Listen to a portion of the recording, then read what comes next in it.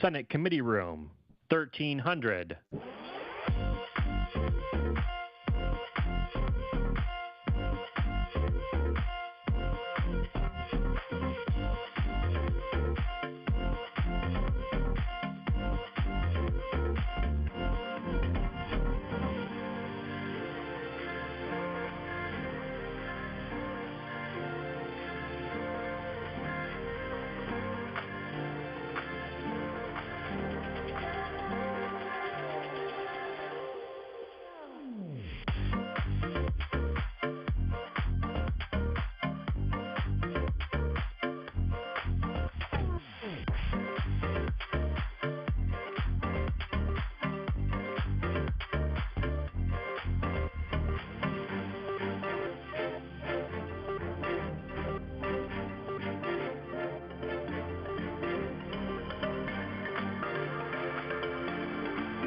Did you know live Senate video is now available at youtube.com/@Senate of Virginia.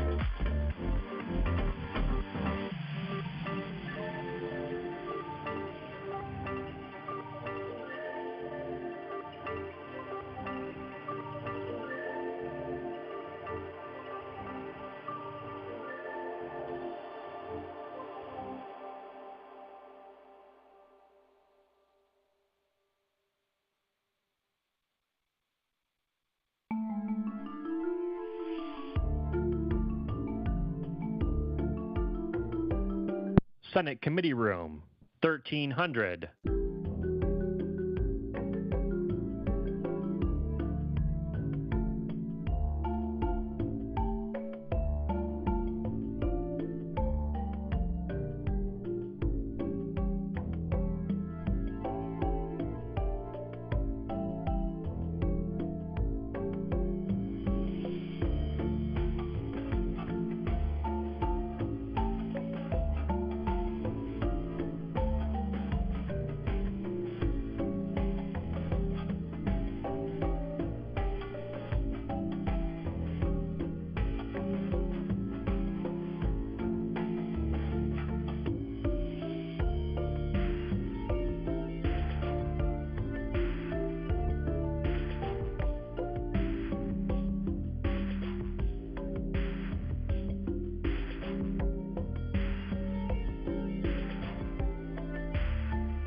This is the Senate of Virginia, Richmond, Virginia.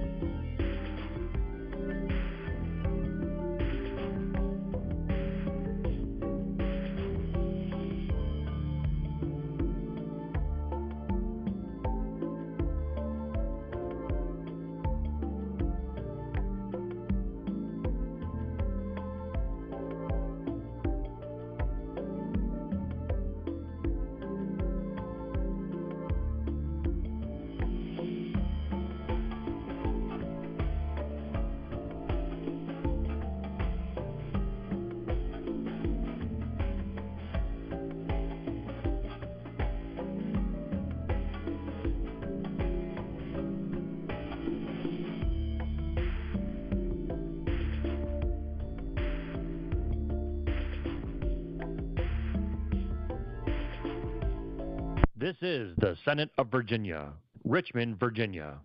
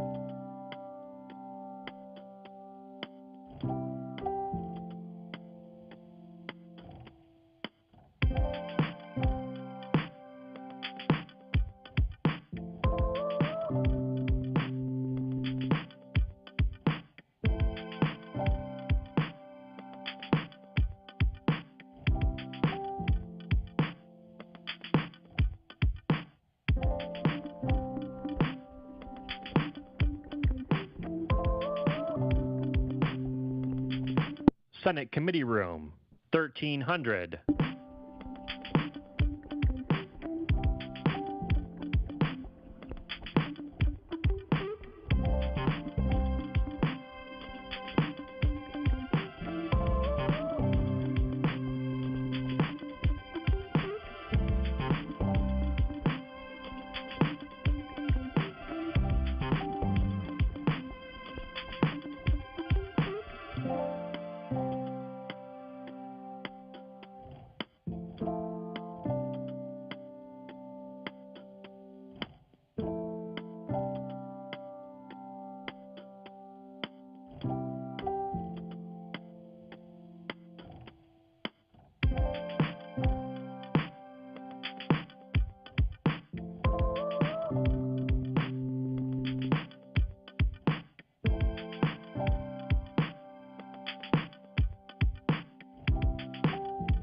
Did you know live Senate video is now available at youtube.com/@Senate of Virginia.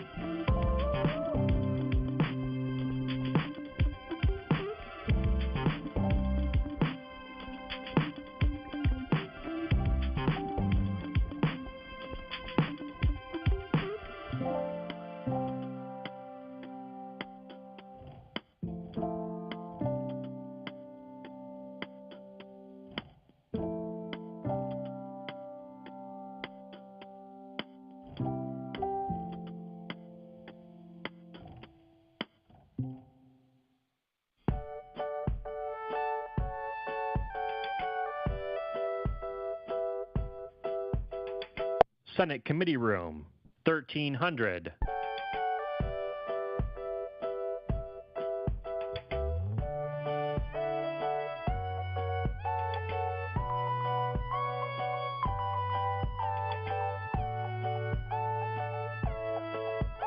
We're not going to take votes, so we don't need a quorum. This is the first meeting of the subcommittee. We were, I guess, out of water last week, so we've got two members here, and I'd ask them to introduce themselves. Good morning. I'm Senator Barbara Favreau. I represent the 40th Senate District, and it's completely contained within Arlington County. Hi there, I'm Senator Jennifer Boysko. I represent the 38th Senate District, which is in northern Fairfax County.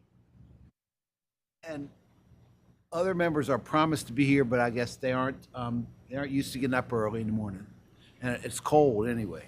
As we begin, I want to note that we have less than 3 weeks before we report out the Senate budget. While the governor's budget did include over $850 million general fund and new spending in HHR, most of this funding is to cover the cost of Medicaid and other mandatory programs.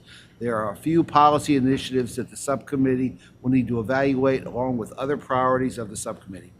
As the Uber chair, Senator Lucas, has mentioned, there is one-time funding available, but limited ongoing funding, so the subcommittee will need to carefully balance the many funding needs in HHR. And I want to note that Senator Favola has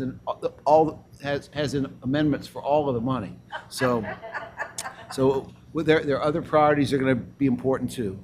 With only 3 subcommittee meetings before we report the budget out, we start today with remarks on the governor's proposed budget from the Secretary of Health and Human Resources, and then have budget briefings from the 4 largest HHR agencies. In future weeks, the subcommittee, well, here we've got Senator Bryce Reeves from Orange County. That's right. That's right, yeah. In future weeks, the subcommittee will receive briefings on other topics and consider any bills sent to the subcommittee. Today, we start off with Secretary Kelly, the Secretary of Health and Human Resources. And Madam Secretary, welcome. Good morning. Good morning. Good morning. It's great to be here with you this morning, Mr. Chairman and members of the committee.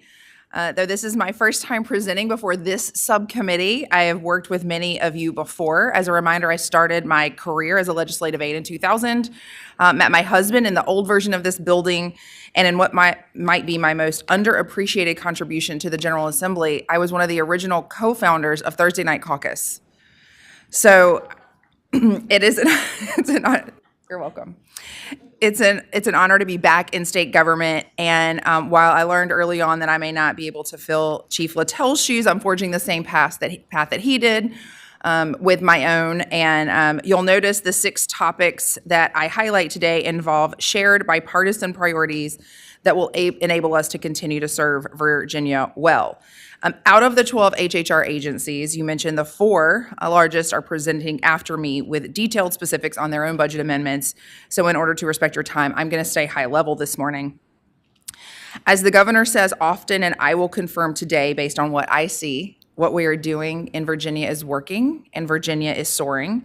I've got a bit of good news to start us off this morning. During the first days of the administration, the governor and Chief Littell made it a priority to exit the Department of Justice settlement that we had been in for more than a decade. Many of you are well aware of this and the progress that the Commonwealth has made under your leadership in our services for individuals with developmental disabilities. I'm happy to report that just yesterday, after years of negotiation and investments by this body, the U.S. District Court for the Eastern District of Virginia concluded the 12-year settlement agreement and approved the permanent injunction. And we just could not be more thrilled. So I hope you've seen the release on that. If you haven't, I'm happy to send it around, but this is a good morning for Virginia.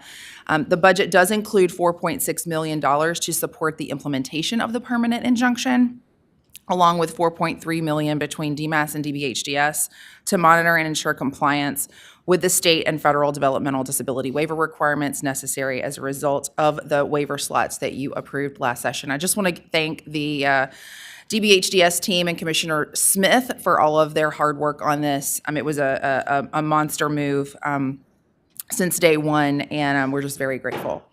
Secondly, kinship care. While there's no budget amendment this year, I want you to know that thanks to your leadership, especially Senator Favolas, over 1,000 kids are living with extended friends or family as of now instead of being placed into foster care. I deeply believe that we will soon not see just a personal benefit and brighter futures for the kids involved, but also a benefit to taxpayers due to better outcomes for kids. So thank you. Thirdly, behavioral health. To give you some scope of the investment, Virginia has made significant contributions two other times since I've been in state government. One in 2008, which was $49 million, and again in 2014, which was around $300 million. Thanks to your partnership and leadership, the governor and the General Assembly have allocated nearly $1.4 billion to launch the Right Help Right Now plan. With those investments and your support, this 3-year effort has strengthened behavioral health services across the Commonwealth. And I hope you are hearing in your districts of the people who were able to be served with the right help at the right time as a result of these efforts. Virginia now has over 100 mobile crisis teams operating statewide 24/7, 365 days a year with a response time of under an hour. That was simply not the case 3 years ago when we started. We've also significantly expanded the capacity of crisis receiving centers and crisis stabilization units since the start by tripling the number of chairs and beds available to Virginians. To build on these historic investments, Governor Youngkin has proposed an additional $70 million in this year's budget to support behavioral health initiatives. Commissioner Smith and Director Roberts will provide more details on that money, but I would like to highlight a proposed investment of $35 million to expand SCOPs, or Special Conservators of the Peace, across the Commonwealth. It not only decriminalizes behavioral health challenges and gets law enforcement back to why they signed up to be law enforcement officers, but it also helps the patient experience by being with someone who's an officer of the peace instead of a law enforcement officer. Lastly, on behavioral health, with all of our efforts, we still have not done enough for children's mental health. I know that that is a topic that is near and dear to each of you. The governor's budget includes $17.8 million to address the children's mental health crisis by enhancing mental health literacy, restoring funds to school-based mental health services, growing the workforce, educating teens on the impacts of dangerous behaviors like substance use and excessive social media use. Fourth, maternal health. The health of mothers in Virginia is a top priority of the administration. In 2021, there were 64 pregnancy-related deaths in Virginia. In 2022, there were 67. And while that's a decrease from 82 in 2020, every single maternal death is a terrible tragedy, especially when we live in one of the best states and one of the best countries in the world. Every death is unacceptable. One of the things I noticed when we were going through the data was that when you're dealing with 64 women, 67 women, that is an approach that is able to be accomplished with a targeted approach. We were able and are able to look at every single reason why these moms ended up in the situation that they did and the tragedies that they did. Welcome, Senator Obenchain. Good morning. And notice some trends. We noticed a couple trends. One was there were two main health drivers for this. One was cardiac issues, and one was mental health challenges. I'm going to talk a little bit more about how we get upstream from that in just a second. But the other trend that we saw was the racial disparity, and it's something that we really need to address. 67 of those deaths included 35 white women, 26 Black women, and 6 other. But when you compare that to the population, the rate for white women is 50.6%. The rate for Black women is 138% per 100,000 births. This is just completely unacceptable, and it's one of the reasons that the governor has made this a priority, why he created a task force on it, and why he wants to work with each of you in a bipartisan way. In addition to the $500 million currently spent annually to support maternal health services, the governor has proposed an additional $4 million to improve maternal health by expanding perinatal hubs. We really hope that these perinatal hubs are going to allow us to get upstream and deal with some of the comorbidities that the women are facing and address those earlier. We believe that the infrastructure is in place for women to be able to find the resources that they need in most parts of the Commonwealth. Certainly rural areas also struggle. But getting upstream and early intervention with these moms is so important. We are... let me see if I missed anything. Workforce with doulas and community health workers as well, and a public education campaign. I'm going to let Director Roberts talk to you about a really innovative program that DMAS has launched in partnership with VDH called Ask About Aspirin that also addresses the cardiovascular needs of these moms. And as you can tell, I'm very passionate and very excited about this work. All right, long-term care. I'm wrapping up. Is that okay? All right, long-term care. It's been a challenge in Virginia. Both the governor and I, along with each of you, acknowledge the urgency. I think specifically Senator Obenchain calls me about once a month on this, and he should, because Virginia's nursing homes are currently ranked 38th in the nation, performing well below the national average. The number of complaints has increased by 64% from 2019 to 2023, highlighting the growing concerns about the quality of care. To protect the safety and well-being of these nursing home residents, it's essential that the Commissioner of Health has the tools that she needs in order to ensure our aging population remains safe, excuse me, even when not in their own home. You'll also see legislation and accompanying budget amendment allowing for intermediate sanctions to hold facilities accountable for the care that they're providing, as well as increasing licensing fees.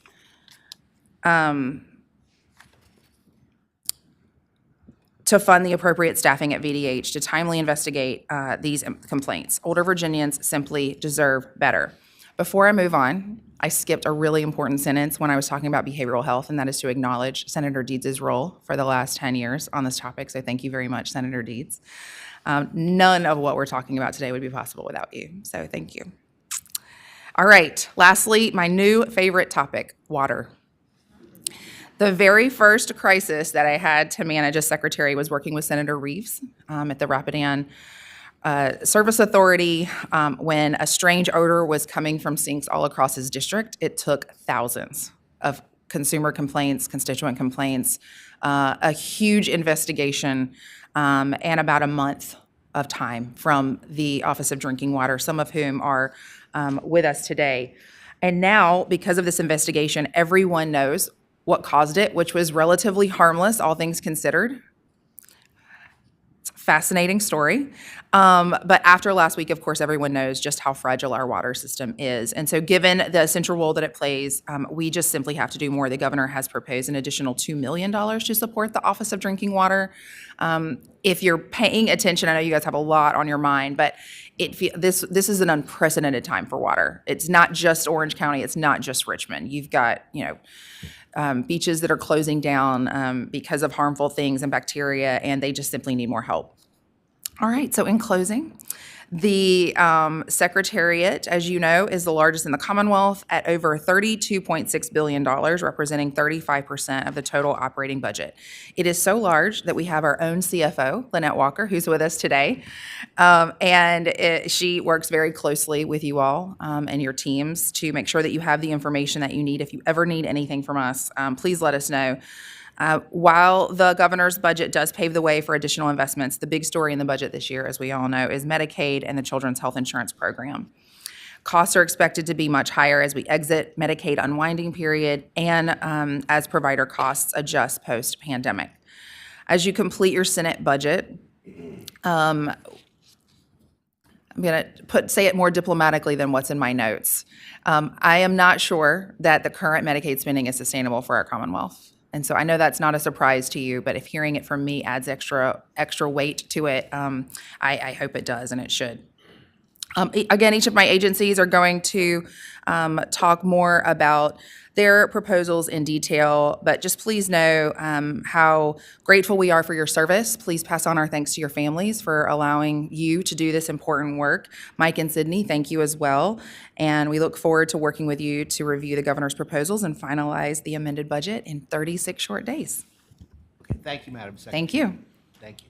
Now, Commissioner James Williams is going to be our next speaker from the Department of Social Services. Before he comes, I want to acknowledge what the Secretary already acknowledged, that we were joined by the Senator from Northwest Rockingham, Senator Obenshain. And I want to also acknowledge that I saw earlier Senator Hanger, who's a former chair of this committee, was a former chair of this subcommittee and an Uber chair of the Finance Committee. I don't see him right now, but he was here earlier. Yeah, there he is. He's up on the wall, too. He's up on the wall, too. We're always watched by him, always. Commissioner, thank you. Good morning, Chair, members of the committee. It's great to be here. With such an early and first presentation for the Senate Finance Committee, one has to ask themselves, is this a curse because you've decided you don't like the proposals, or a blessing because you want to talk about them? I'm James Williams. You might know me in my former role as Deputy Secretary of Health and Human Resources. In that role, co-led the behavioral health transformation planning and launch with Commissioner Smith. And that opportunity gave me a lot of insights into how our agencies work together, and particularly in the social services area as well. And it's given me a lot of insight into how we care for the aging. It's given me insight into how we care for our children in crisis, in mental health crisis, and it's also given me a lot of insight into how caregivers struggle to navigate our system. This experience paired with a great agency leadership team that's here today that you all know well has been a great transition over the last year as the governor appointed me over the summer. Over the next 15 minutes, I want to give you a sense of our budget, our economic impact, and present elements of the governor's budget to highlight what the agency needs to move forward. A few priority areas that I'll just mention up front. First, adding personnel and capabilities to our child welfare system is essential so that we can provide timely investigations and referrals to behavioral health services to keep our children healthy and safe. These staff need backup is the basic, to keep the hardworking, safe and appropriate placements going, including kinship agreements. Second, helping Virginians reach self-sufficiency. As you know, we had some criticisms from JLARC on our self-sufficiency programs, and we've done some investments at the agency to create career pathways so that people can excel. Third, improving customer service from within our agency to ensure that every Virginian seeking support receives it quickly and efficiently. Fourth, offering immediate and on-the-ground support for individuals and families in crisis, as demonstrated by Hurricane Helene and the response to that. next slide here. So to start, the Department of Social Services has a complex budget, as you know, with several different funding sources for the $2.9 billion of direct spending. And as you can see, federal support here is almost half of our agency's funding sources. And while local funds here are not appropriated through the state budget, they play a significant role in our system's delivery and funding that delivery. On our state general funds, it's only 18% of our budget because of the federal match that we are able to draw down. Of the state general funds, of the 18% we just talked about, a large share goes to local departments of social services, the 120 departments with more than 10,000 employees within them. Together, they work to provide the critical services and resources directly to Virginians that the agency oversees. This spending not only represents the costs associated with running the entire social services programs, but demonstrates the level of commitment that Virginia has to supporting children, families, and individuals. Moving forward, our state economic impact of the Department of Social Services and the key programs through which we partner with our sister agencies is $23 billion. Bulk of that here is Medicaid, and DSS does eligibility for Medicaid, for child care, and we work with OCS, as you know. Now, as you can see, most of this appropriation doesn't flow directly through the agency. It goes through our sister agencies or directly to families. One thing I just want to point out here is 4% is the percentage of the cost for our local staff and operations. That's 4% of the overall economic value.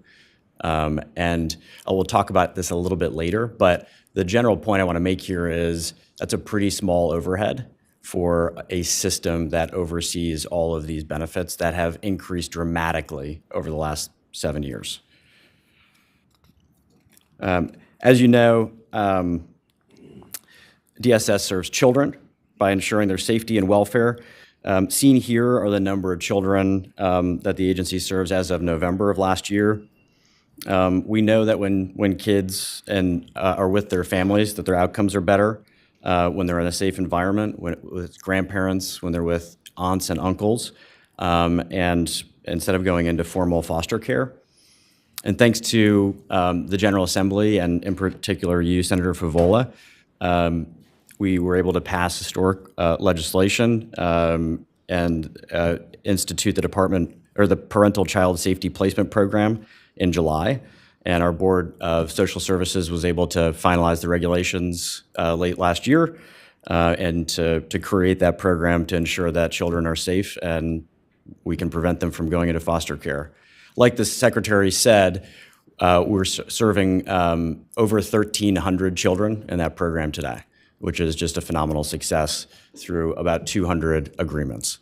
So I think we're well underway with launching that program, and we're putting out more training for localities so that more localities can participate.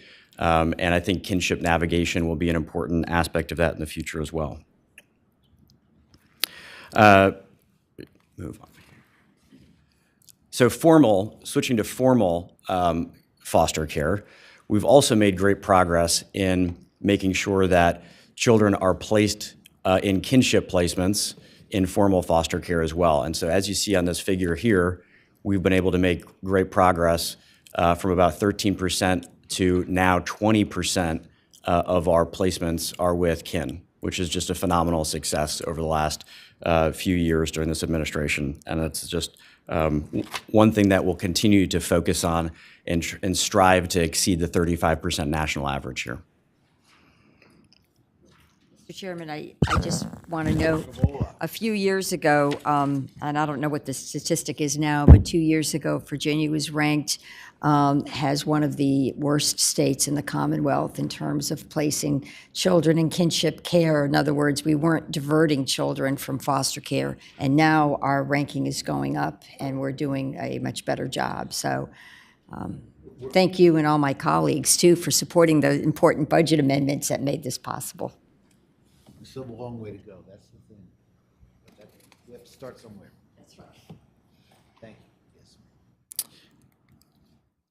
So now we'll get into our budget proposals So the governor's proposed the following. First, and this is a very important item, is to enhance our child protective services.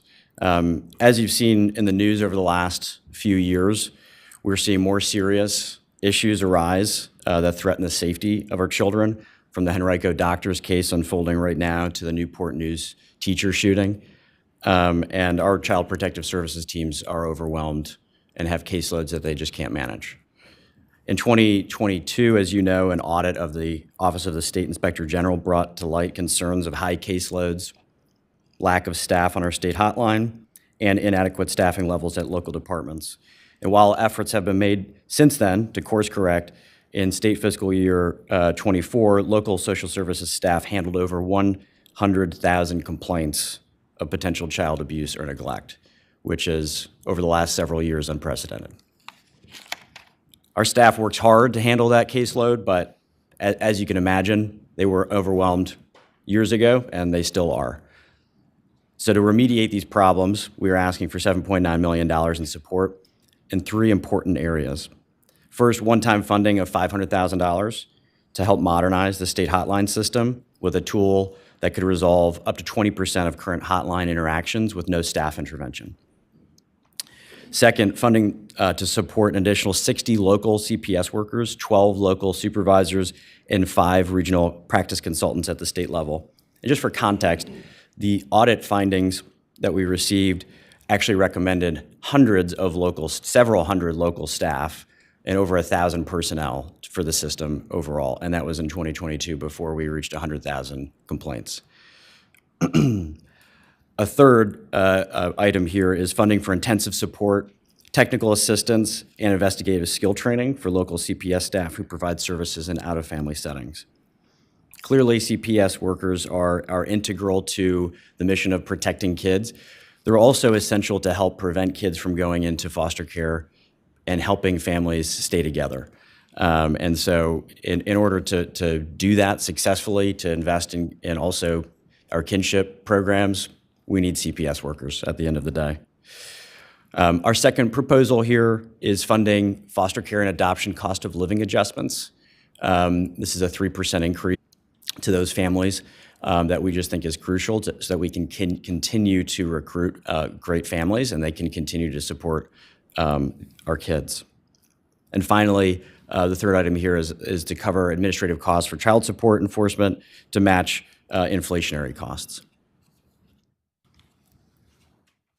Social services also helps families attain self-sufficiency and meet basic needs through public assistance. This slide here highlights the change in our benefit program enrollment over the last few years since the beginning of the unwinding from the pandemic in March of 2023. And as you can see, the number of Medicaid participants declined by about 8% during the unwinding. I want to highlight, though, that today at about 2 million enrollees, we are several 100,000 members higher than where we were at the beginning of 2019, pre-expansion, pre-pandemic. This demonstrates about a 50% increase for our local workers in terms of caseload and eligibility, and those workers have also not received any support over the last several years. So the system is overwhelmed. Some of the top reasons for folks leaving those programs were families moving, individuals passing away, and members requesting benefit cancellation. One other thing I just want to highlight here for the department, which was a success, was the Virginia Sunbucks program launched over this last summer, serving over 700,000 families. This slide demonstrates some of our public benefit programs spending over the last 5 years for select programs that I just want to highlight. One, our TANF program, as you can see, has gone down in spending because we had federal time limits that were waived during the pandemic. So there was an increase in caseload that has now reversed as of January of 2023, and caseloads have fallen to now just below pre-pandemic levels. And the same is true for our VIEW program. Our LIHEAP program, our energy program, received a supplemental award of over $100 million in federal fiscal year 23, allowing for increased benefits in 23 and 24. And our Sunbucks program total spend was $86 million in grocery supplemental benefits. Additionally, as you know, DSS administers eligibility of our child care subsidy program at the discretion of the Department of Education. And in this graph, you can see most of the funding for the subsidy in 2023 was from COVID relief funds and was a direct response to the General Assembly at the time. Those funds decreased at the federal level, and last year, to contend with that decrease, the governor proposed and the General Assembly appropriated state funds to maintain the number of children receiving the child care subsidy. Because of the growing needs for child care across the Commonwealth, I do want to highlight that the governor agrees with the Commission on Early Childhood Care and Education to increase the number of families served by maximizing co-payments, setting job search requirements and attendance expectations for families in the child care subsidy program, and that should increase the number of slots available by several thousand.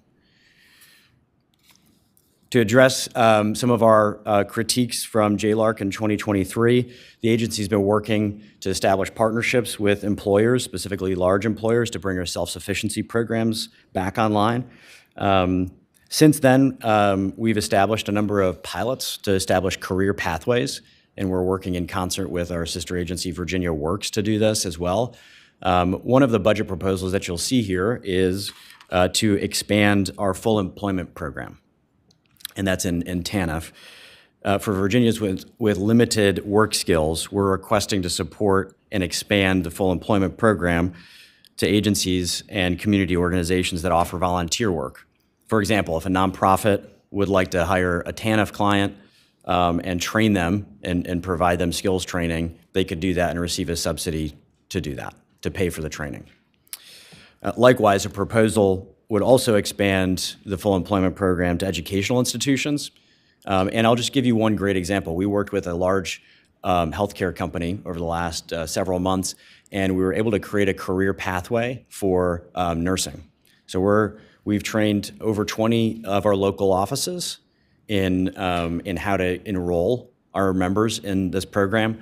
They're working with a statewide healthcare company, and that company is investing in our TANF clients, sending them to nursing school. In the course of 4 years, you can see this chart here, those individuals will receive matching accounts so they can save, but they'll also receive tuition subsidies and a job while they're training. And I think this is how we bring these self-sufficiency programs back to life. The next item I just want to mention is modernizing our 211 system to connect Virginians to essential services and improve customer experience. We're requesting one-time funding to upgrade our 211 hotline system with modern technology to reduce wait times, make sure that we can respond to people more proactively in situations like Hurricane Helene, and have more communication channels like text and chat. While earlier proposals make tangible impacts directly to our clients, it's also important that we are able to ensure the integrity of our programs. So the first proposal here is to enhance electronic identity verification. And really what this is it's ensuring identity protection for our customers who are applying for benefits and other services. The Virginia Employment Commission deployed a similar technology, and they now have 80% of their customers using this. And what it does is it actually allows for a single sign-on for our clients. So you don't have to go through and have multiple sign-ons for all of these different benefit programs. And that's the aspiration. We would envision this being integrated in with Common Help, and we're procuring that thanks to the funding that you appropriated last year. But this would allow for a faster service. It would hopefully also help us reduce backlogs, particularly in the Medicaid space. And I just think it's a good government proposal. The next item here is to increase our procurement staff.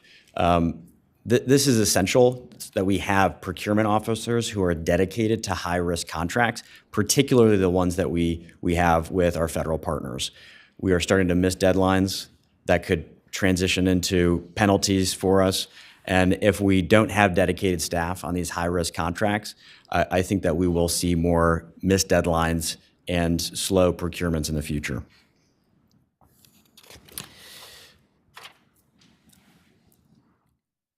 The last thing I want to mention here is employment and income verification. This is really important.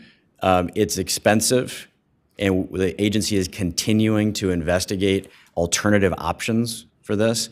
This is a national issue that we're seeing, that the rates on these services are going up. But this Medicaid and benefit eligibility system would grind to a halt if we were not able to do this. And we will continue to investigate alternative vendors and processes that we can deploy to push back on this and reduce the financial impact to the Commonwealth. Okay, the next one here, this slide looks a little gruesome, but this is really adjusting for the cost of providing foster care and adoption subsidy payments through our child welfare system and our forecast. And we're just keeping in line with recent expenditure trends and continued impact on the child welfare policies. The second one here is really updating our TANF appropriation and forecast so that we can properly account for costs of providing TANF benefits over the next couple of years. Finally, I just want to mention these couple of technical amendments here. One, we're continuing to fund the introduced summer EBT Sunbucks program. We're increasing our LIHEAP appropriation to distribute both the higher energy benefits that I talked about before and have benefit funding carried forward. And last, we're increasing non-general fund appropriations to accommodate local Department of Social Services raises and increase federal pass-through. Last slide here, we're rebasing our agency appropriations to provide funding in the correct program areas. And we're also providing some clarification around our PIP program. And the last item here is we're transferring several positions over to the Department of Education in conjunction with the Child Care Subsidy Program, largely moving over to DOE. With that, happy to take any questions. Thank you, Mr. Commissioner. I mean, if you've got burning questions, ask them. If not, we can hold it. We can get as much information as we can this morning and ask questions later. Okay? Okay. Commissioner Smith from the Department of Behavioral Health and Developmental Disabilities.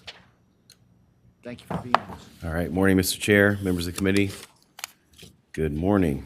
All right. First, I'd like to start off by saying thank you to a lot of folks. The permanent injunction yesterday was a huge milestone for the Commonwealth. Thank you, Secretary, for the nice shout out.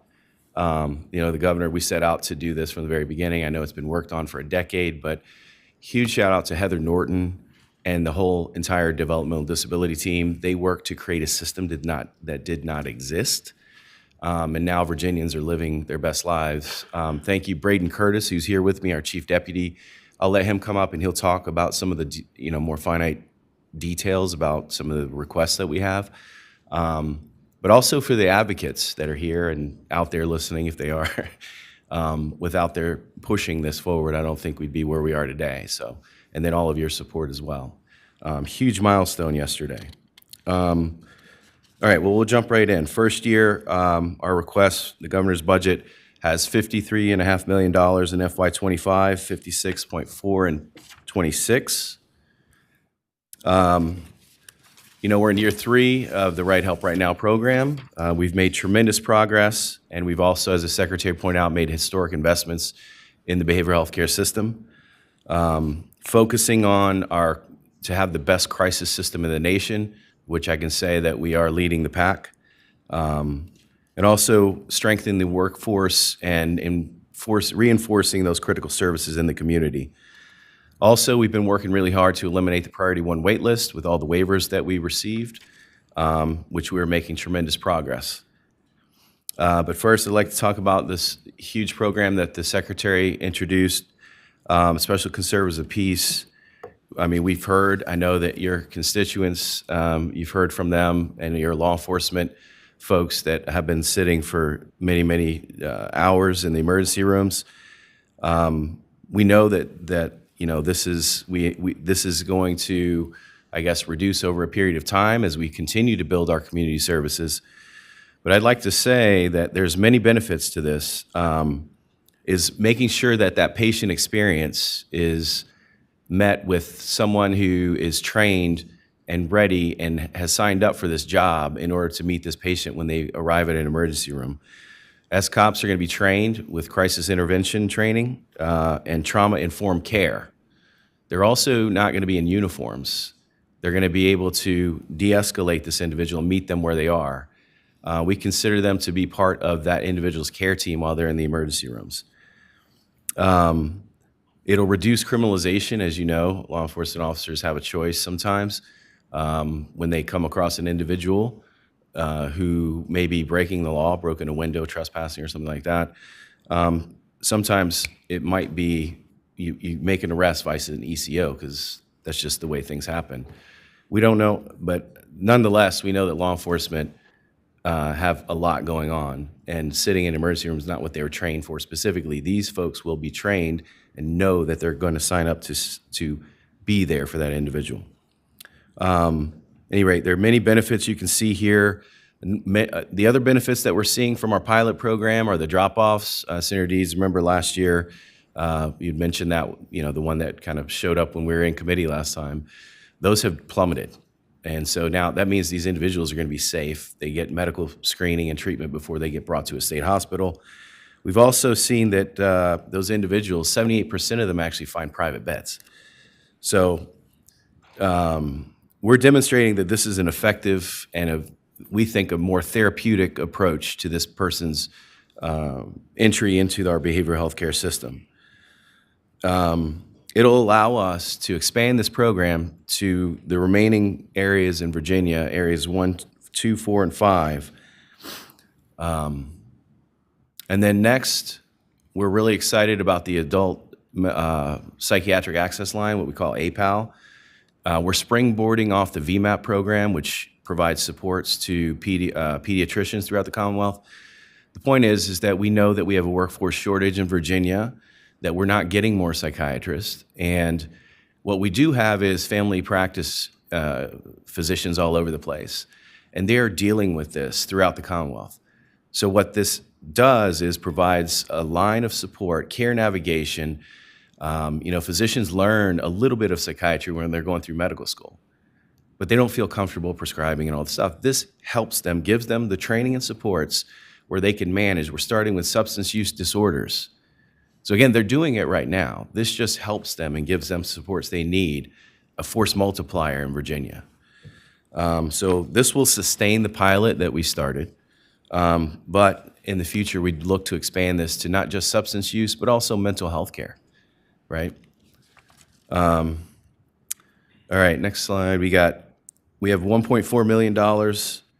I'm sorry, this is where my colleague Braden Curtis can jump in, right? Settlement agreement? Yeah. Next slide.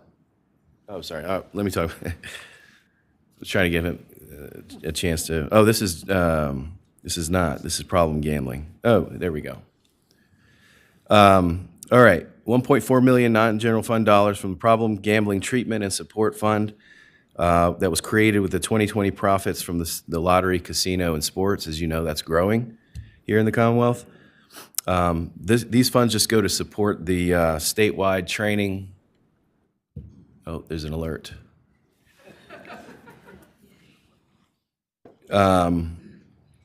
Training, education, and prevention services that have been ongoing. And then next we have $1.2 million for 2 crisis co-responder programs. As you know, those co-responder programs have been incredibly successful. And they pair a specially trained law enforcement officer with a licensed behavioral health clinician so they can respond together to people who maybe potentially need that law enforcement presence as well. With these programs, we've seen increased safety for both the officer and for individuals in crisis, better connecting them to treatment, fewer arrests, and more diversions from the criminal justice system. And then finally, there's a proposal for DBHDS to fill a requirement for a measurement tool and evaluations for Virginia assertive community treatment teams. All right, now we go to the, And the sort of, that's where we're proposing to spend $160,000 out of state at Chapel Hill. so, yeah, I asked the same thing. So you'd like to see a UVA or something like that. Yeah, Virginia Tech. Well, this is the Center of Excellence for ACT. They have the best-in-class program, and this is where it's a nationwide program. So this is what we work with. We want the best. If we can get that here too, we would definitely do that. Want the best. Yes, sir. All right. Now we're good? Okay.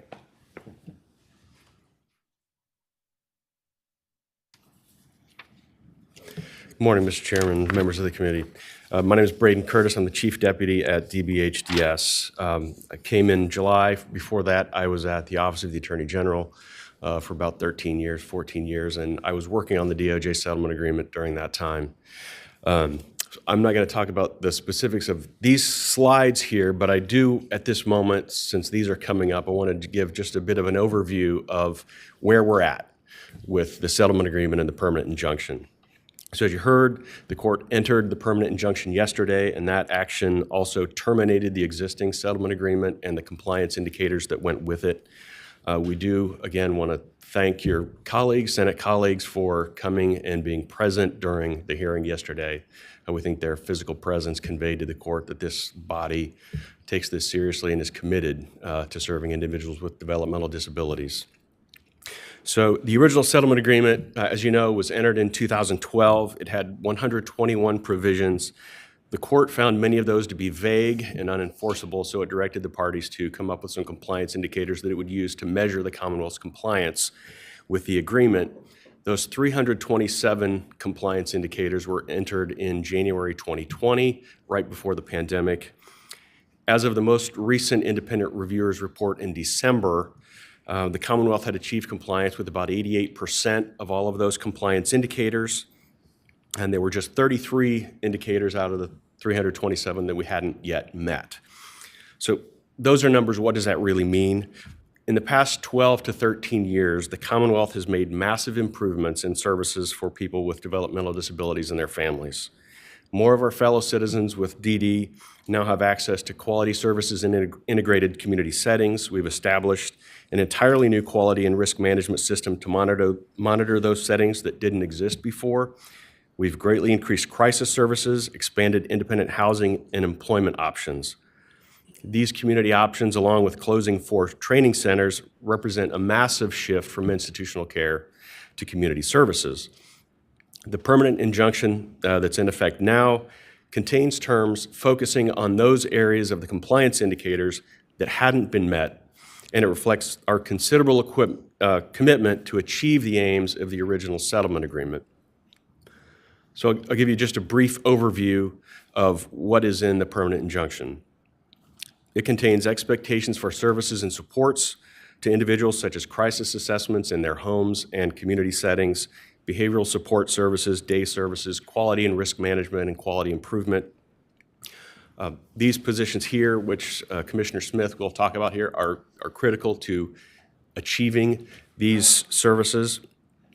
For 11 specified services, including those where the Commonwealth is facing workforce shortages, the injunction requires the Commonwealth to conduct rate studies on a specified schedule, and then to make best efforts in the 2 legislative sessions following publication of the rate study to obtain funding for implementation of the rates recommended by the studies. Those are therapeutic consultation, community engagement, coaching, and workplace assistance, private duty nursing and skilled nursing, personal assistance, companion, respite, in-home support, and independent living support services. The independent reviewer that we've had under the settlement agreement will still be with us for another 2 years. He will operate pretty much as he has for the past 12 years, but his scope is going to be more limited because the scope of the permanent injunction is more limited. The annual cost for his services are going to be less than half of what they have been. The term of the permanent injunction is 7 years if the court determines that we've obtained sustained compliance. We can request earlier termination if we've achieved compliance and sustained it for a year, and that can be the permanent injunction as a whole or a specific provision. And that is just one incentive for us to continue pushing to finish. There are two components of the permanent injunction that don't terminate. That is the quality management system, which is fundamental to the entire system, and that has spread horizontally across DBHDS, not just in the DD. And then also a publicly accessible document library, which contains public reporting on the DD system. DBHDS is committed to maintaining the current progress that has been made over the past 12 to 13 years and implementing the terms of the permanent injunction. And we thank you for your tremendous support in funding the services and supports that have made this possible. Thank you. If the judge is retired, who's going to oversee the injunction for the next 7 years? We don't know yet. I understand that. Okay, thank you. You're welcome. All right. So again, tremendous progress. Just to highlight that when I started this journey here in this role, we were at like 64 indicators, and now we achieved 240 by just reorganizing and making it a big focus, again, with everyone's support. So that leads us to what we're looking at now, which is, excuse me, let's go backwards. All right. We already talked about all the things that we've done, and now are the things that we need to continue progress with the permanent injunction. Because we've added a lot of waivers to our system, we have a lot, and increased our quality oversight, we need a lot more administrative things to make sure those things are functioning. As you know, the DD waiver is part of the progress, but getting those out to those citizens, individuals, is another big piece to that. So this amendment would allow us to increase our service authorization team that is tasked with approving, pending, denying, or rejecting service authorizations within 10 days that is required by regulations. There were over 126,000 of these submissions in 23, meaning that each of the current team members reviewed and acted on an average of 6,000 requests during the year. That's 500 per month, 25 per day, 3 per hour. So again, we need more support in that area. And the team hasn't increased in 5 years, even though with people with slots increasing over 53% between 2019 and 2020 and expected 2026. The request also adds 2 regional support specialists, which have a critical role in helping individuals access new slots by overseeing local volunteer waiver slot assignment committees as they assign slots, along with other monitoring, reviewing, and training roles. As you know, we've added a tremendous amount of waivers to our system, just reinforcing. Next, the governor's amendment focuses on Part C services that provide early intervention for infants, toddlers with disabilities, or developmental delays with their families. This is just the child count has increased in 5% between 22 and 23. These funds will help meet the need in that area. Let's see. Finally, on this slide, we have funding for a Youth Mental Health Matters initiative to improve mental health literacy among young people ages 12 to 18. This program is already available in 11 other states. The funding will be used for program development, outreach, partnership, and the creation of engaging educational content for schools, community centers, and online platform. This is a year-long effort that we expect to reach 2 million youth across Virginia. Our state facilities, they operate at high census levels. As a matter of fact, we've opened up all the beds that were closed before I assumed this role. We've also added 56 more beds, has not alleviated the problem or pressures. And then competency restorations to stand trial have increased over 140% in the last 10 years. Between 22 and 24, inflation also has resulted in a 15% increase in cost of psychotropic medications. Pharmacy costs has risen, and all of these things has led us to adding some more funds to support us in these areas. The vacancy rates for trades and technicians, as you know, we've addressed all the other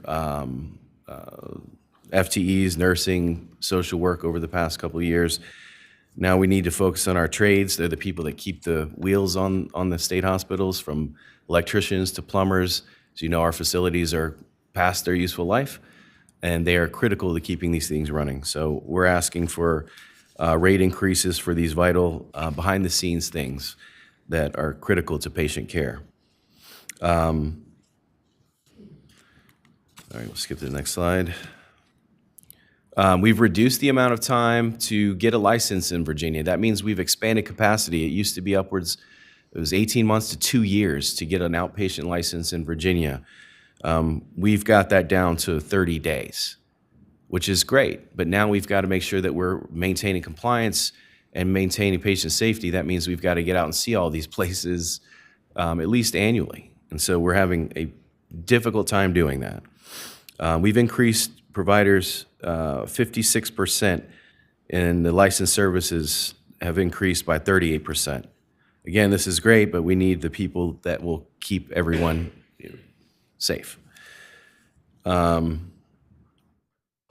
Next, we recently completed a cybersecurity exercise with Oracle Health, and it exposed some significant risks within our agency that we have within our EHR. As you know, IT, the governor's priorities have made IT security priority and advancing our technology in the Commonwealth. And so that's part of our ask. And then these are several language-only amendments to take note of. The first one is to make the budget more consistent with regulations for making grants for recovery services. This is important flexibility as practices around recovery residences evolve.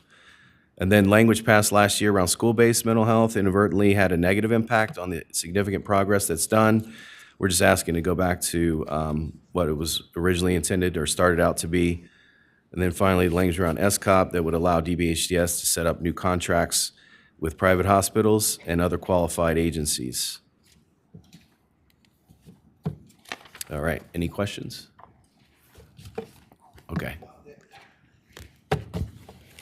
I've asked people to hold all but burning questions because we're trying to get as much done today as we can. If Right. there are burning questions, Right. please.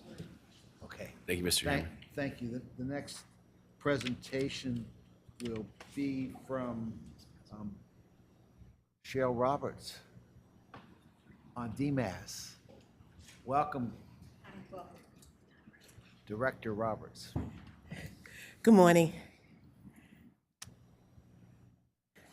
I'm going to break it up into 3 parts. I'm going to do a quick overview, talk about the 18 items from the governor's budget, and then give you some updates on 4 items.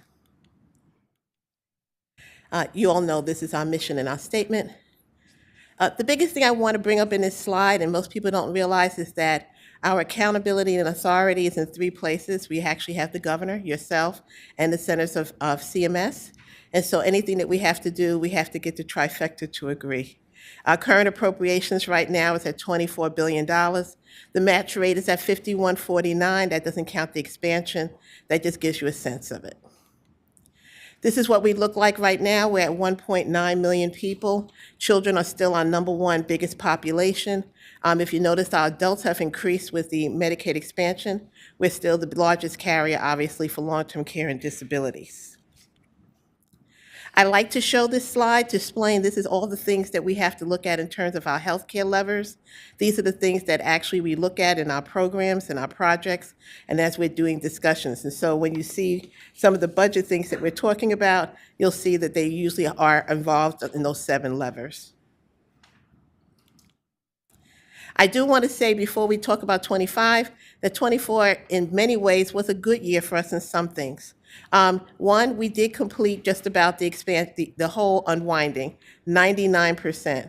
3 of my states, fellow states, including my home state of New York, are not nowhere done, okay? So I want to give thanks, but mostly, really, truly, for the disability, for James's team, who's worked very closely, and for the local departments. Unbelievable amount of work on the locals, unbelievable amount of work for the locals. And then obviously my team. And I am glad that we're one of the few states that had no CMS penalties. Okay, most people were in front page. Second is our right help right now. Obviously my work with my partner in care with Nelson. The biggest thing I wanted to bring up here is that we found out that as we were going forward with crises, is that some people were starting to build beds and chairs for more than 16, which we only could pay for 16. And so what we did was we had to put in a new SMI waiver. We did this miraculously quickly. Usually it takes 2 years to submit. We did it less than 6 months. And I'm happy to say CMS has accepted it. We got that this week. So it's now being posted on the federal side, Mike. So it looks like it's going to move very quickly. We're very happy about that. Do want to tell you that if you get a chance, look at our website. We changed it from top to bottom. And the reason I want you to see that is all the dashboards are there. So if you have any time, I know, Senator, if you have time to look at the dashboards, they're there. And the last is that when we talk about accountability, we just finished our APA. We only had 4 findings. We're doing very well, okay? So the APA, funny, Delegate Sickles said he wanted the report. If you want the report, we'll happily send it to you, okay? Let's talk about the 18. Are you ready to go? We'll go through the 18. All right. The first one is has to do, actually, it's lined up with Nelson. We need 4 FTEs because as we have increased the slots for the DD waiver, we need people for quality and compliance on our side. And so that's the first one. The second one is, this is an interesting twist. When children go into RTCs right now and residential treatment centers, what happens is we pull them out of managed care. They're a carved out service. But what has happened now, we're finding out, is if the managed care company doesn't know that the child has been pulled out, they just know the child disappeared, and they don't know when the child is coming back, they can't do the discharge services. So what we're doing here is that we're keeping the child in managed care. And I don't mean to interrupt you. We're losing members because of another committee, Education Health, is meeting. We understand, but So nobody but if wants, not being rude. Please don't But be Senator, offended. if there's anything you see on the slide that you'd like to talk to me about, call me later and we can talk, or happily come over to talk to you. I appreciate that very much. Thank you. Okay. The next one is obviously the waiver I was talking about, the 1115 waiver. This is the cost that we need to do the rest of the implementation. Again, since we're on a fast track, we expect that CMS will approve it, and then we want to continue to keep moving forward with implementation. The next one is that we're moving, and this is budget neutral, we're moving from a day rate to an hourly rate with a limitation of 6 hours.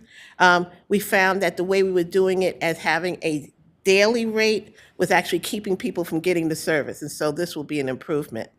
The other one is that CMS, this is another long story, has created a whole list of new items that they would like all the states to do from 2025 all the way to 2030. If you want the long list, we will happily give it to you. It's many, many things. Now, in fairness, I'm not sure if the new CMS is going to want to do all those things. However, one of the first things they required is that we would be involved in doing pre-release for juvenile justice children. And that means that we would actually, it's about 300 kids, that we would actually go into and talk to the children before they get released, make sure they have case management, and also case management when they leave. We had to do something for this year, January. We had to give the plans, and we have to be implemented by 1/26. And this is what the cost is for us to do that kind of work.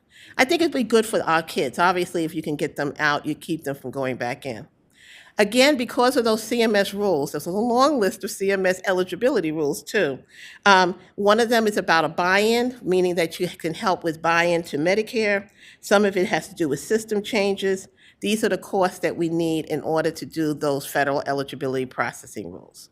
And then last year, you had given us which was good, the mailroom operations, meaning that we all realized that mail was going to all the locals and not going in one place.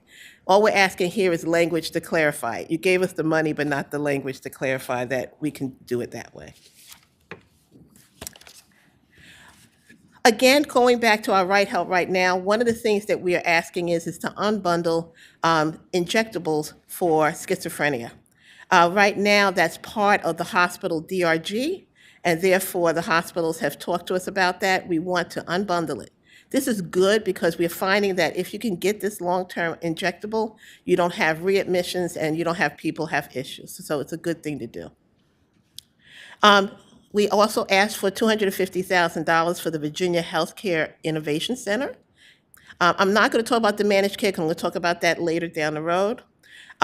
We're asking for, this language. Authority so that we can do the reimbursement regulations. When you give us rate increases, it's a long process for us to get regs and state spas and things that we need to get those rates. This is language so that it can speed it up and make the process a little more faster for us so we can get that done.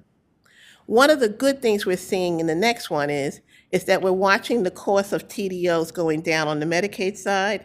And so this is the 6th year we've seen that, and so we're glad to start to see that. We know that we have a need for people to actually get into the psychiatric and OBGYN. And so what happens is that we were giving $100,000 for these graduates. And so what happens is now we're trying to move that to $150,000. We're not asking for money because we already had money aside for it. We just need you to approve that we can do that. And my concern is some of these, the national average is over $180,000. North Carolina's doing more than $160,000. So I'm glad you're interested in picking it up, but we might have to pick it up a little more. We'd be glad to, because as you know, we want to encourage those two areas. Okay. These are all mostly also the issues. Okay. This is basically looking forward.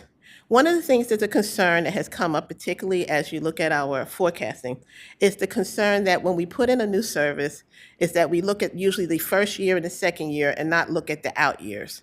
And usually it takes a while for that utilization to go up and that take up. And so this is creating a funding reserve to look at those long-term costs that are going up. And this is the first year of that reserve. The second one is we have contracts. And as the population has changed and grows, and as our program grows, as part of those contracts, we also have to give raises and inflation costs. And particularly for our actuaries, our service authorization, and our dental administrator. And these are the additional costs we'll need in order to pay them. This next one is a good thing for our members.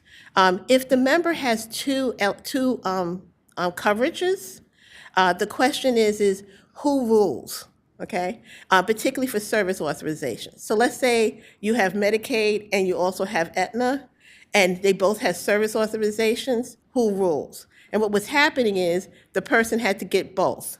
And what we're saying is Medicaid rules. If we approve it, it rules, and then that person doesn't have to go through 2 hoops. So that's that clarification there.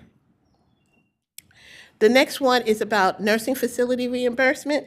We currently reimburse on a RUGS basis, which is a volume basis. CMS has said that is going to end. And so as a result of that, we're going to be moving to a patient-driven payment method, which is more holistic. It basically says, it's almost like the DRG. It basically looks at the person and it says, if you have complications, this is what happens. It's not just on volumes. And so we'll be moving to that, and we're asking for that language change. And then the last thing is that several years ago, we stopped doing co-payments, co-insurance, and deductibles, which was good. I mean, we were doing dollar co-payments, which were more hurting the provider than helping. And then what we're asking here is clarification language so we can finish the regs for that. And then the last one I'm not going to go into because I know Mike has went into in great detail, which is our forecast. And that is what our forecast was briefed, I know, in November. And he did that in the retreat. So one thing I want to say is I want to thank you, Michael. Michael has been with us on the forecast and all the issues and has been a great help. Even in his heart, even some things that are hard, has been helpful, honestly been helpful. So I want to thank you for letting him work with us. Okay, next one is some updates that you need to know. Clearly, the unwinding played a big role, not only in terms of customer service and getting members in, but the finances. Clearly, we're finding that even things like overdue renewals affect us financially, right? That's how we saw in the forecast. You start to see people and who's coming in and out. One of the things you asked us to do was an eligibility study, which we did. We did 75 interviews. We looked at the IT, our process, high volume issues, automation, some of the lack of efficiencies. We talked about that from those local services, DSS, us, and we came up with 10 strategies that we think could work. Some of them are short-term things that we could just do. Others are going to be investments. We have the report, so we have that here. My suggestion is that we may have to come back at another time to talk to you about some of the top issues and where they are, whether you invest in them now or we'll talk to you next year. But we just wanted you to know that we did do the study and that it's there and that you have options to look at it. It's 100 pages, so it's a long one, but if you could just read the executive summary, it probably is all you really need to do to understand it. Most people are asking whatever happened to the managed care procurement that we had started. We are in the middle of both doing two things at the same time, so let's explain. What we had is the procurement, as you know, we had posted a notice of intent to award in the spring of '24. We winded up having a protest. We winded up doing some legal action. We winded up waiting for the court to respond. And then what we decided is that in December of this year is that, to be honest, it's starting to be urgent. And therefore, we posted the notice to award, which ended our blackout period. But with that was a public interest notice. It's basically saying that it's in the public interest that we move forward. At this point, what we're doing is we started implementing, we're meeting with the plans, we're starting the implementation. At the same time, we're in the middle of litigation. So we're doing it at the same time. So we're in a bifurcated position. And I know Senator Deeds, if you're interested legally, will happily tell you what's going on because we can show you the documents. You may find it interesting. More information is better, but we're just trying to move through some things today. I know. I will send it to you happily if Michael has it, so he can send it to you. Thank you. One of the things you're hearing is that there's a concern about the capitation rates for this year. Let's talk about what's happening. Nationally, what's happening is that as every state is looking at the unwinding, they have seen that there are different things that are happening. If you look at the big firms nationally, they lost about 3 million lives, but who stayed were the people who were sicker. We call that acuity differences. And so if you think about it, that's who stayed, and the people who left were people who had jobs or they were younger and they left. And so as a result of that, the question is how does that affect the rates? So about 25 states have asked for rate changes. Of the 41, 12 did not, 4 don't know, undecided. What we decided to do then is that, in fairness, is we listened to each of the plans. We met with each of them. We meet with them again today. And we did note what their concerns were in terms of the acuity, in terms of specialty pharmacy, the ER utilization, and a particular applied autistic behavioral services. What we did was we asked our actuary, Mercer, to review the rates, and they'll be able to give us their analysis next week. So we're working on that quickly. And then last, I want to leave you with some optimism. This was really for Senator Favola, but I will leave you with optimism, okay? Obviously, you know, one of my pet projects, you'll know me, is maternity. And I was very glad that the governor made that a priority.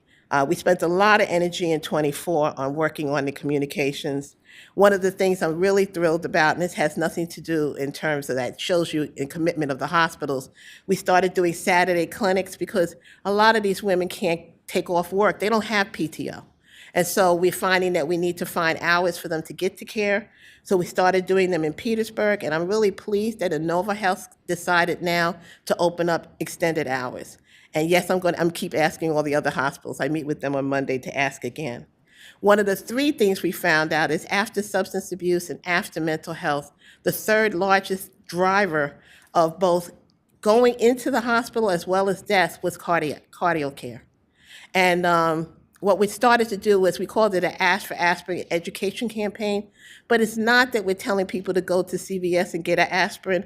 What we want to do is get a member to start to talk about their high blood pressure, to talk about their cardio care as they're talking to their doctor. So when they go in, they start to have that discussion, and that's what the campaign is to do. We also then spent some energy automating the newborn automation so that the newborn actually gets into managed care very quickly and continues its care. So we've been really working on it. But I want to tell you something good. So in '22, we had asked you for some things. '21, we asked you for doulas, and we asked you to do postpartum for 12 months. You did that. I want to show you we spent a lot of energy on it, and the numbers are going up. And we're not where I want us to be, but the fact that we went up 12% shows that when we do the work and targeted work, we actually see the results. So, thank you. Well, Director Roberts, thank you. And I wish we had, one thing I'm really interested in, and maybe we get more information later. As you know, we had a problem on the federally recognized Indian tribe medical centers, and I'm really interested in knowing what we're doing to make sure that the people that get services there are eligible for Medicaid coverage. Because as you know, we had a problem, but that's not for today. You can just get me some information, okay? I will.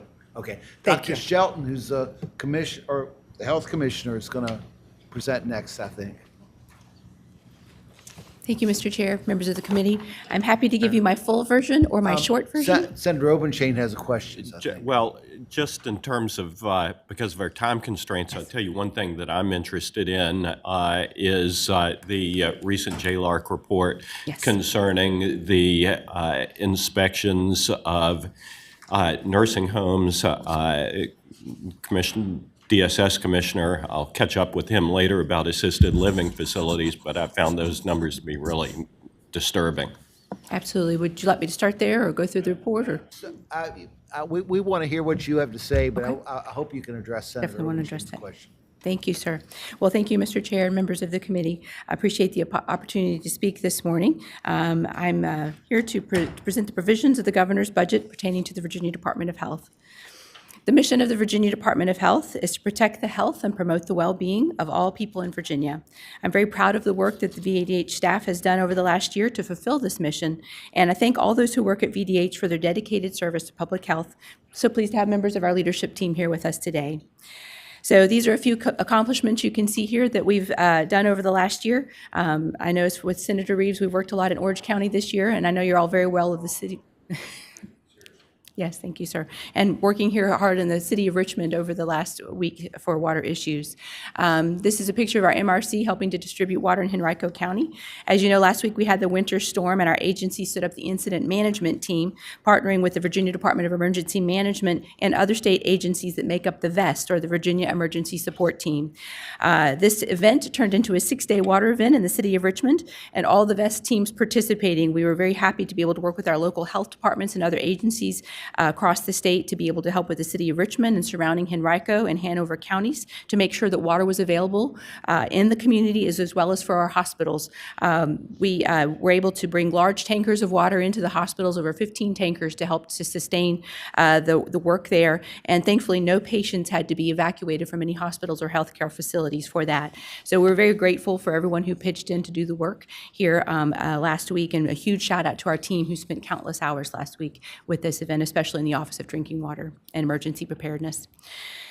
So to speak to your about the JLARC in general, we had the JLARC report that came out in November of this year that highlighted many things from our agency that needed work. Specifically, this was a report on the operations and management of the Virginia Department of Health. And there were several factors that they did note that were involved. One was with our COVID pandemic response that took a serious strain on our agency, as well as the huge amount of COVID funding that came in during that time. This was coupled with historically uninvestment in the administrative staff, as well as large amounts of key staff turnovers. So Virginia Department of Health has been hard at work both before the JLARC study was reported and after the JLARC study addressing these issues. The JLARC report contained 31 recommendations, all focused on strengthening Virginia Department of Health's financial and operational and infrastructure controls. Virginia Department of Health agrees with the recommendations and is working to address them. The challenges raised in this report were created over multiple years, and it will take multiple years to fully correct them. Our new leadership team has been involved and continues to be involved and committed to solving the challenges by placing appropriate financial and operational controls and hiring in the right leaders to drive change in the agency. We are committed to transparency and ethical use of taxpayer dollars. We are building a culture of accountability. We have already taken significant actions toward reconciliation of these recommendations. Our Chief Operating Officer has led monthly operating reviews in all of our programs over the last 15 months. We've hired in a Deputy Commissioner for Community Health Services, as well as Deputy Commissioner for Population Health and Preparedness. We've hired a Chief Financial Officer who makes it clear that financial accountability, and we've made it clear for our organization that financial accountability is of utmost importance across our organization. We've created an Office of Grants Administration, which we did not previously have, and we are ensuring that accountability and compliance controls are front and center as we administer over $2 billion worth of open federal grants. We've created a controller position to oversee financial compliance and accounting processes. We've concentrated on rebuilding our HR department. We started with a 50% vacancy last year and now have over 95% of our positions filled. This holds true also for our internal audit office, where we had over 50% vacancy and now are 100% filled. We've additionally taken steps to assure that our healthcare workforce incentive programs are accessible and responsive. Over this recent months, we've added 6 staff to concentrate on our nurse preceptor program applications, as well as focusing on process improvement. We also have a new information technology system in place that will help us to implement these incentive programs. And as each of these programs comes up in their batch cycle these years, these will be implemented. Additionally, we have hired a new director for the Office of EMS who will start. And one of our biggest achievements, we're very excited that we have regional health directors now to ensure communication and accountability is improved across our 35 health districts. And for the first time in 25 years, we have all of our health directors fully hired. We do have the health director from Arlington, which is under hire by the local administration there. So very thrilled for these accomplishments. During this time, VDH has continued its work to protect the health and promote the well-being of Virginians. Despite these challenges, the great work of public health has continued throughout the Commonwealth. All functions have continued, from daily routines to response to emergency needs. Our team has persevered, and we are excited as we increase the support and infrastructure to facilitate their successes. Would you like me to address the JLARC portion of the long-term care facilities at this time? So when it comes to the long-term care facilities, we have had numerous challenges there, specifically in staffing. Our staff we've had difficulty recruiting and retaining staff in this area as our salaries are not competitive, so we've taken many measures over this last year in order to make that happen. We have 8 staff who are being hired currently. It will take them 1 to 2 years to get up to speed on their surveys, so we are hiring contract staff to come in and help supplement us with this. We have 2 bills coming forward that will help us address these issues as well. One is our licensure bill, because the licensing fees for nursing home and hospital inspections are in the code from 1979. And the fees that are paid, total cumulative from all nursing home and hospital licensures, does not pay the salary of one medical facility officer. So we would really like to champion our bills that are coming forward in licensure fees. These make us competitive with other states. These are not onerous fees. They just help to bring us up to speed with where we need to be able to hire appropriate staff and retain the staff we have. We've routinely lost staff to other agencies within the state who are able to pay them higher salaries, so we are really concentrating on this factor. The other thing that we want to make sure that you're aware of is we are very dedicated to making sure that our most loved ones are very safe in their nursing home situations, and that we want to make sure that they have safe quality of care. One of the other things that we need to do to administer this is we have a bill also coming out for intermediate sanctions on nursing home. Currently, the only things that we can do when nursing homes are not compliant with their surveys is we can either revoke their license or stop their admissions. These are very onerous things on a nursing home. So we would like the ability to have intermediate sanctions, whereby we can work with the nursing homes when they are not compliant with some of the many other things that they are not compliant with, so that we can have tools and resources to be able to help them with that. We are noticing a significant increase in our complaints, 69% increase in our complaints, and an increase in our immediate jeopardy or a very severe complaint. So it is up to the nursing home industry to provide quality of care to their patients. It is up to us to make sure they are applying that quality of care. So we have a real dedicated focus going in, a multi-pronged approach, all of which are very important to help us make sure that our nursing homes are developing the best quality of care.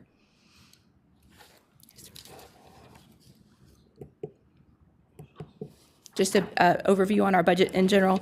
Our budget in general, we get 26% of our budget comes from general funds. We are 41% federally funded.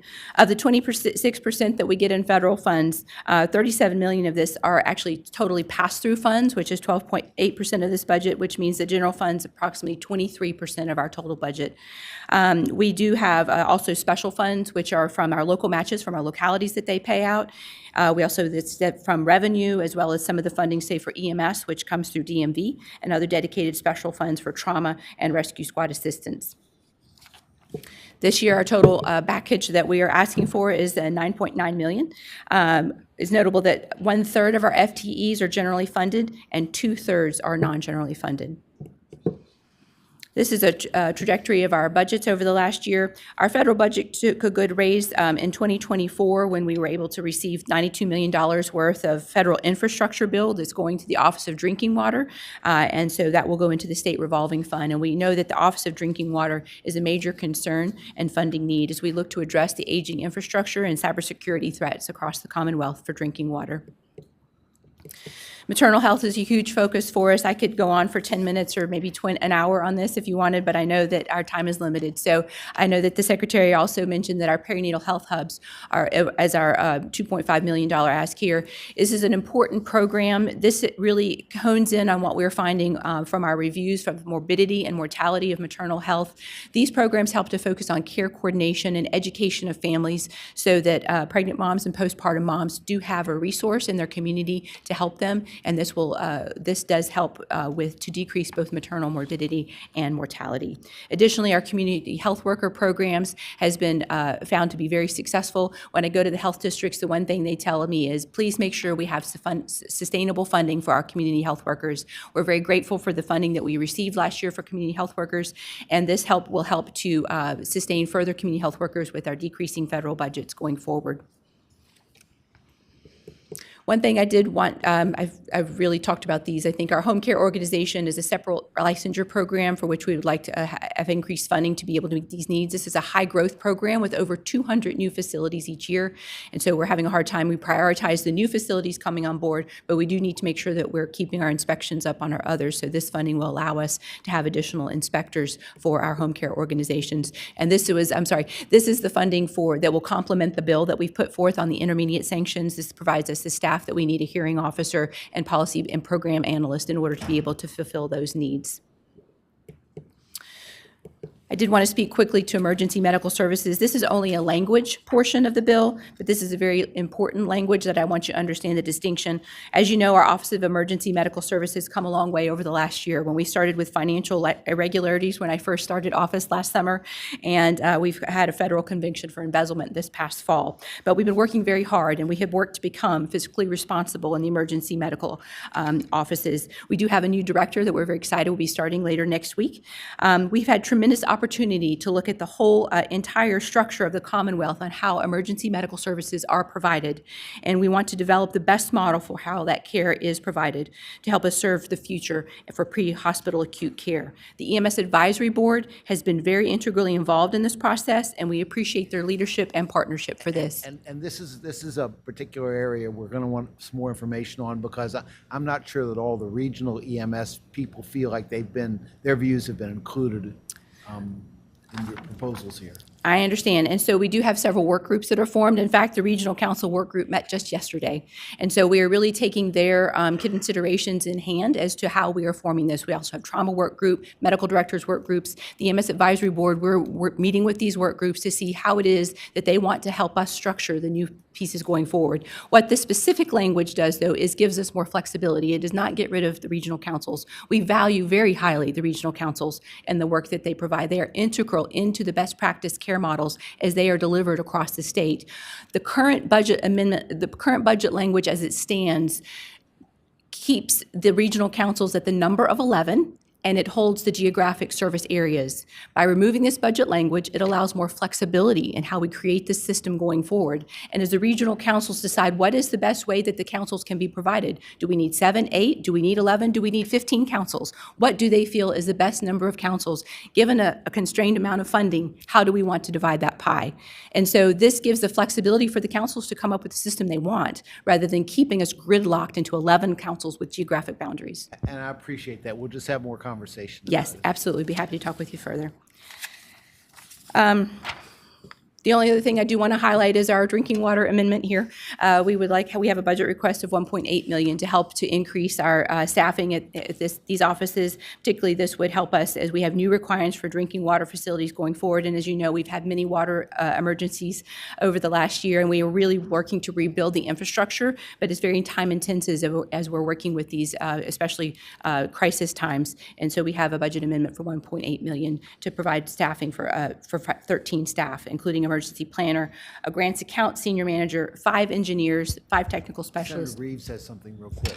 Yes, sir. I just wanted to know, 2 of the localities in my district, one of which we already dealt with, their infrastructure is like 80 some odd years old. Is the state in your office trying to do a survey of all the counties to figure out where we are on all that? Because it seems like this is just going to be a continuum. There's other counties that are sitting like that where they haven't done any infrastructure improvements. If we had 4 or 5 of these things hit at the same time, we'd really be in trouble. So what is your plan for that? We could talk about it later, but I'd like to know what the plan is to move forward with that. Happy to get you further on that plan. We do know that nationally, the water infrastructure is aging, and Virginia is a wonderfully old commonwealth, and we have wonderfully old state systems. And so it is very important that we address these needs going further, both for the PFAS and lead copper rules, the regulations that are coming down on those, as well as the physical plants that are there. We know that there's a lot of need, so I'll be happy to talk with you further about that, sir. Thank you. I just want to highlight and thank you for one additional thing. Our electronic health records, we are very excited for the ARPA funding that we've had over the last several years. This has been a multi-year, multi-million-dollar approach. We've got $30 million worth of ARPA funds into our electronic health record. We are literally using paper records now in the health departments, and we're excited to go to the electronic health record. We did have to increase the broadband capacity of each of our local health departments in order to be able to achieve that. So that's been going over the last year and a half, and we're currently launching into our electronic health record pilot, which will unfold over the next 2 years. In order to sustain the funding and to sustain the ongoing needs of this electronic health record, we do have a request for $500,000 in just to keep the sustaining and the ongoing system. There are additional budget minutes here I'm happy to highlight, but I'll be happy to take any questions or follow up with you further. Really appreciate your presentation, all the presentations this morning, and there will be lots of questions, but given time, I thank you very much. Thank you so much. Appreciate your time today. And thank you all, and I guess that was our meeting today, is that? So we'll rise. The Senate of Virginia, Richmond, Virginia.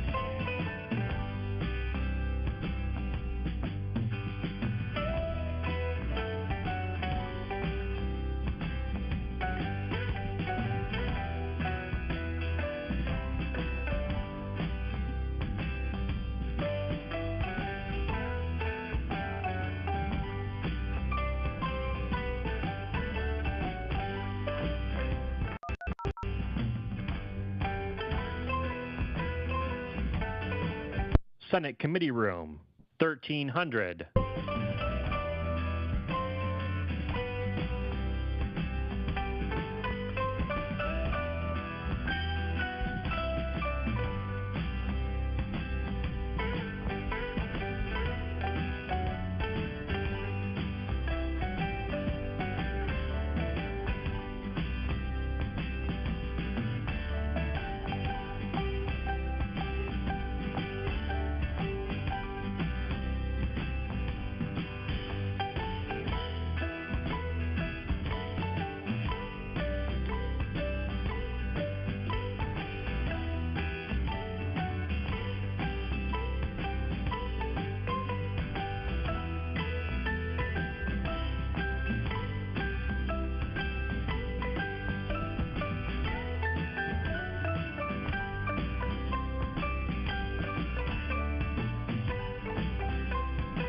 Did you know live Senate video is now available at youtube.com/@Senate of Virginia.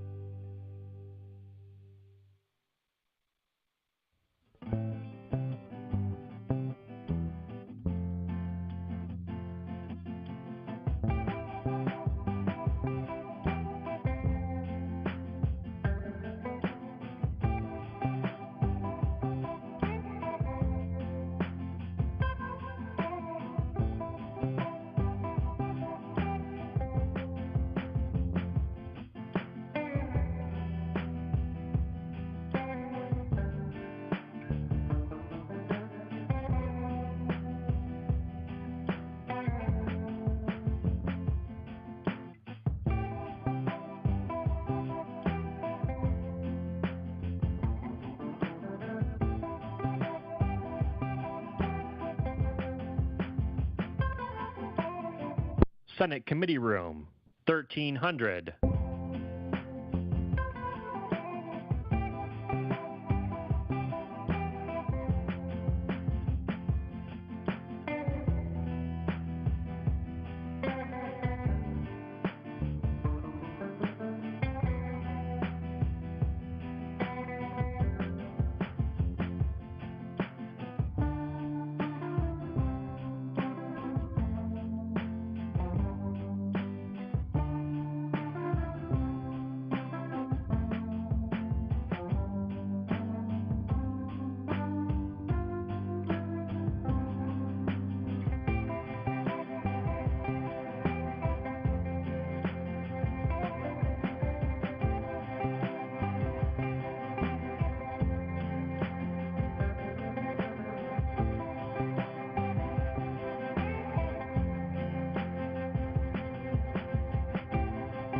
This is the Senate of Virginia, Richmond, Virginia.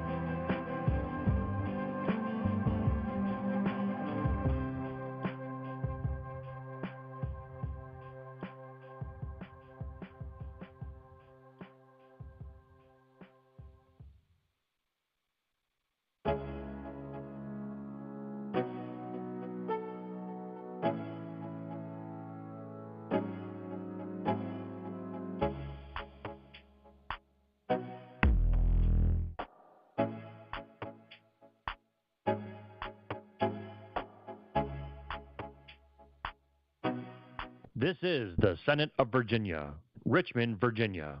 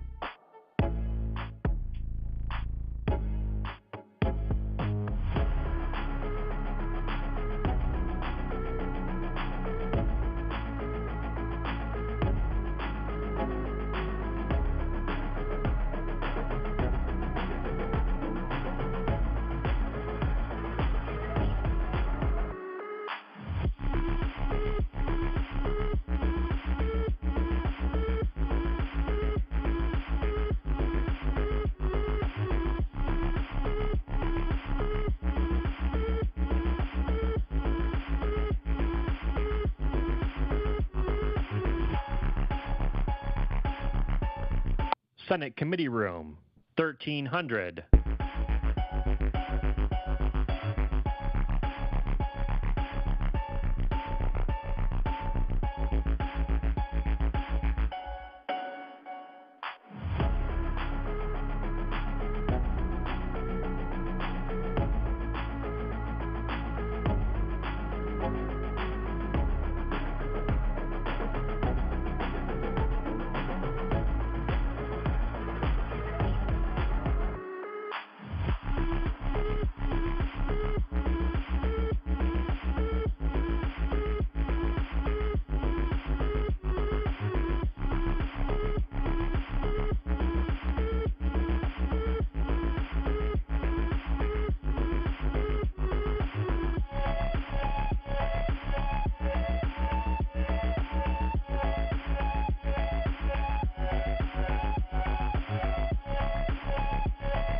Did you know live Senate video is now available at youtube.com/@Senate of Virginia?